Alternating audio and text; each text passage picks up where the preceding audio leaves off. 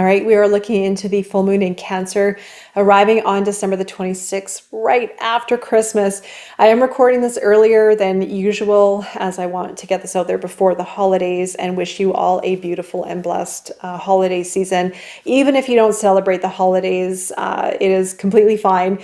I just want to send out my blessings to you, especially as we end the year 2023.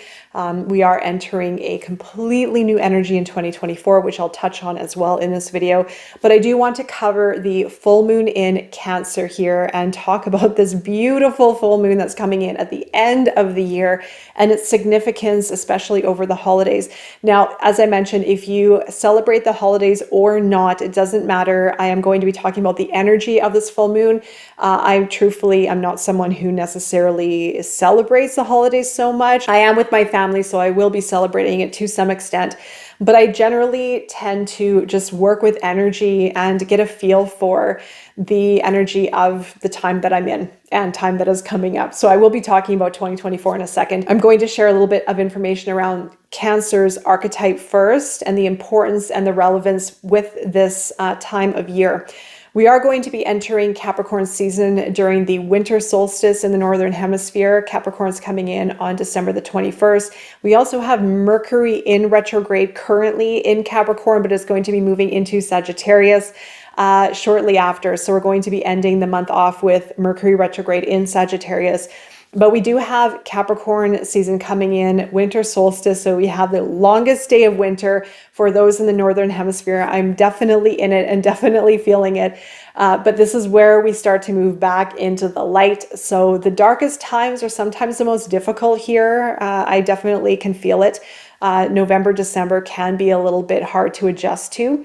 But the darkness offers us a great time to go within, and it can bring up a lot of really heavy and negative energies, but it does serve a purpose.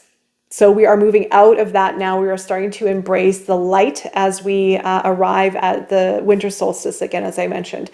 Shortly after, we have Christmas season, of course, but this full moon in Cancer is going to bring up a lot of emotions for many of us. Depending on what you have in your chart, and depending on your dominant energies and your own personal chart, is going to affect everyone differently. But Cancer's archetype is the first water sign in the zodiac calendar, and it opposes Capricorn. So both cardinal energies, so we're ending off the year in cardinal season, meaning that it is a time for initiation and it's a time for change. And it is moving us into 2024, into January, which again, I will touch on in just a moment. So this full moon in Cancer is coming in right after Christmas, 26th of December. We are going to be blessed with this full moon to connect with our emotions. During the full moons, I tend to look at the shadow aspects predominantly due to the nature of full moons.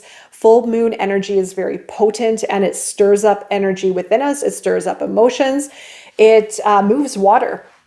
So we know the potency of the full moons is very real. And the more tuned in you are with this energy, the more you can understand within yourself what this full moon is gifting you. And by gifting you, I mean an opportunity for change, an opportunity to look deeper within yourself, an opportunity to heal, an opportunity to understand your subconscious, your emotions, your intuitive and creative self, as that is what the moon represents in astrology. So we do have this beautiful energy coming in with Cancer, which Cancer, first water sign in the zodiac calendar, brings in this connectedness within our emotions. Cancer is very much related to our heart, very much related to family and close relationships and home. The shadow aspect, as I mentioned, I tend to look at the shadow side during the full moons because, well, the full moons are, like I said, quite intense, can bring up a lot of angst and a lot of emotional uncertainty. This full moon can bring up a lot of nostalgia, especially after the holidays or during the holiday seasons. Because this moon is going to be quite potent, you may notice some emotions coming in during Christmas season. If you are celebrating Christmas or not, if you are with people or if you're celebrating alone or not celebrating at all, wherever you are in your life and at that moment in time, it very well could trigger some emotions coming up to the surface.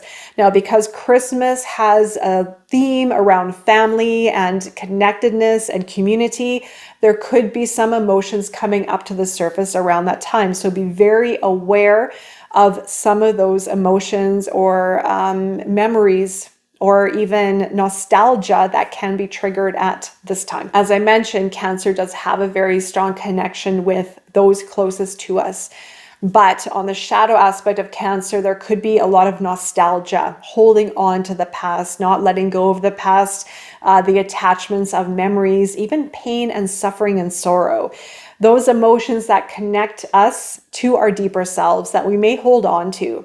We may also protect ourselves and not welcome in love or emotions or trust because of pain that we felt in the past from other relationships. So just be aware of any of those traits or experiences that may be showing up within yourself or within family dynamics. Now, also on the shadow aspect of Cancer, Cancer can be very crabby, as Cancer represents the archetype of the crab. Now, the crab can be very protective and very resilient. It's a very strong archetype. I know we can think of water archetypes as being very soft and flowy and emotional, but those emotions, when you get them going, they can be very intense. And the crab has those pinchers that can come out that nobody wants to mess with. So on the flip side, on the shadow side, the emotions can become very triggered and very reactive. So again, just be aware of some of those emotions showing up around this full moon. Now we are moving into 2024, which in astrology, when you are working with astrology, when you're working with energy, the end of the year in the astrological calendar is Pisces. So that is going into March and April. That is typically the end of the zodiac calendar. In the Gregorian calendar, we have January moving into our new year. And that does also relate to numerology, the study of numbers, the ancient study of the frequency of numbers and the symbology of numbers. So we do have this end of the year that does hold symbolism, does have reference to an end and to a beginning. We have been in an overlap between 2023 and 2024. The energy of 2024 is now showing up, and this is a universal year 8. So we are moving into a universal year 8, which is very powerful and energy for balance, for power, prosperity, also the alignment with our higher selves, the higher plane, and the practical realm. When we are in alignment, you can think of 8 as in symbology. You have the top and the bottom portion in perfect alignment, perfect harmony. When that is in balance, then there's a very strong ability to manifest, to create. Now, if it is out of balance, then there could be very serious repercussions for that imbalance that had been created. There's going to be some friction in the world this year. If you checked out the podcast with Tom Eckert, I definitely recommend taking a look at that or listen to it because it is going to go a little bit deeper into the year 2024, but I'm going to summarize what to expect for the year and how it may affect you. This full moon in Cancer, I do have to mention, use this full moon to release anything that needs to go from 2023, attachments, emotions, anything that needs to heal, any old versions of yourself, or again, relationships or things that may have caused pain or things that you need to move on emotionally for you to really clear space for this new year. This year is going to be a big year. I am not one to emphasize on dramatic events, but I do feel that this year is going to be one of the more important years. The 3 years, the last 2023, 24, and 25, I feel are going to be very pivotal years because we are coming into a cycle of endings. Eventually, 2025 is going to be a year 9, which is going to signify ending. But also with endings comes enlightenment. With endings comes humanitarianism, wanting to do bigger things, help the world, and seeing life in a new light. But 2024, as we're moving into a year 8, does signify balance, right? And it does amplify our ability to manifest and to create, but also there's going to be extra power. There could be conflict. There could be other forces who are enforcing their power onto others, but also other forces who are wanting to enforce their power onto others, or to create positive change based on beautiful alignment within themselves and within what they are wanting to create. So it's going to be different for everyone. Make sure you know your personal year number. You can look it up. I'll leave a link below for you to check that out. It will be really important because it will play out in the year. This is more of a bigger collective energy too. So just be aware that it isn't going to be the same for everyone. We're all going to be experiencing it differently, but you will notice some of these themes play out this year in a big way.